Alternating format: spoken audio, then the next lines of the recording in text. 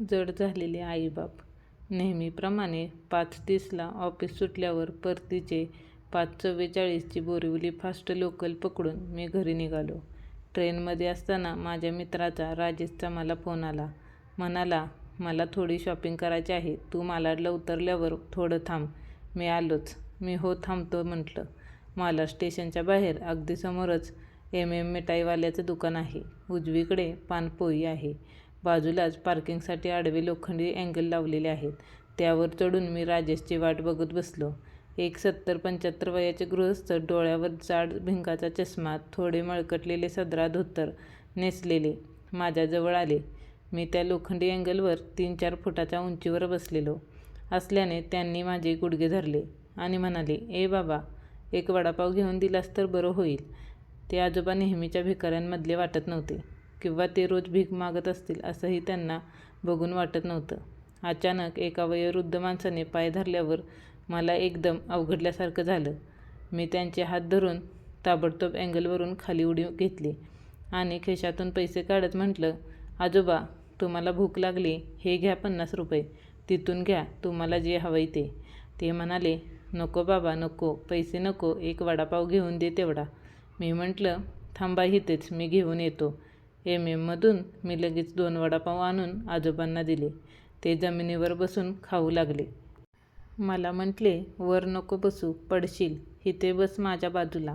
कोणी सोबत बसलं की मलाही जातील 2 घास. मी आदरच बसलो आणि त्यांची विचारपूस करायला सुरुवात केली.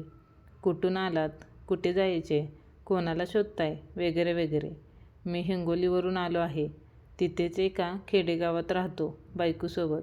तुझ्या एवढ्या आमचा एकुलता एक मुलगा इथं मुंबईत मोठ्या कंपनीत इंजिनियर आहे. 2 वर्षापूर्वी त्याने प्रेमविवाह केला. त्याची बायको शिकलेली, नव्या विचारांची आहे. तिला सासू-सासरे म्हणजे आम्ही गावठी गावंढळ वाटतो. तिला आमच्यासोबत राहणं आवडत नाही. त्यामुळे मुलगा इथेच वेगळा राहतो. गेल्या 2 वर्षापासून परवा त्याचा माझ्या मोबाईलवर फोन आला होता. म्हणाला, अमेरिकेत नोकरी मिळाली आहे, बायकोला घेऊन 10 वर्षांसाठी जात आहे. इथं मुंबईत असताना येत होता गावी आम्हा म्हातारा-म्हातारीला 6 महिन्यातून एकदा भेटायला. मात्र आता इतक्या लांब परदेशात जाण्याआधी एकदा भेटून जा म्हटलं तर वेळ नाही, आता परवा लगेच विमानाने निघायचंय असं म्हणाला. पुढचे 10 वर्ष जगतोय की मरतोय कोण जाणे.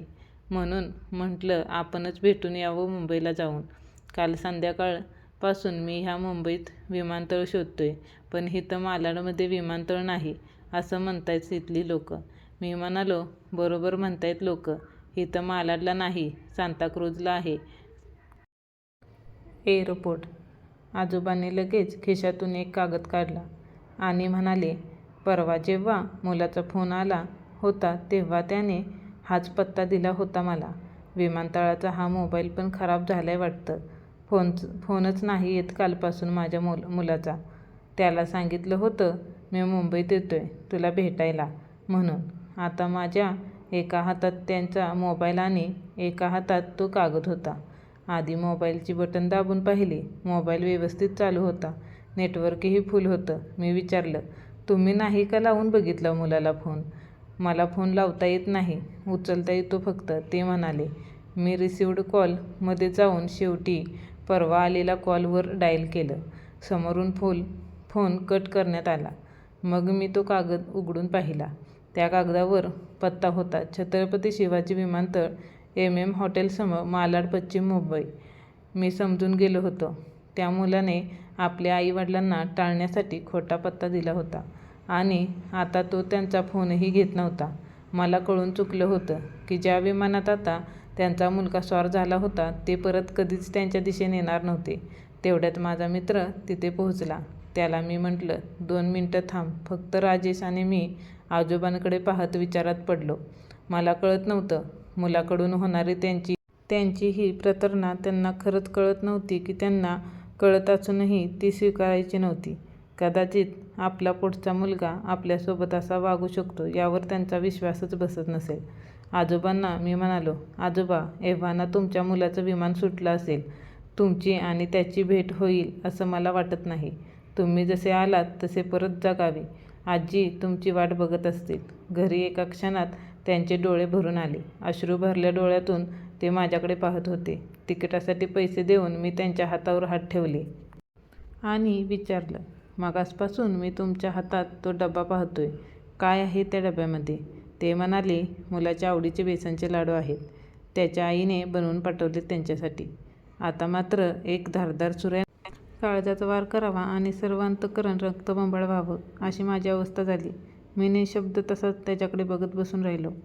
तेवढ्यात मित्राचा आवाज आला, "चल ना ये." आणि मी भानावर आलो. त्या गर्दीतून मित्राच्या मागे चालत राहिलो. घरी आल्यानंतर रात्री उशिरापर्यंत झोप लागत नव्हती. राहून राहून एकच प्रश्न पडत होता. आपल्याकडे एका वडापावची भीक मागणारा, भुकेने हतबल झालेला तो माणूस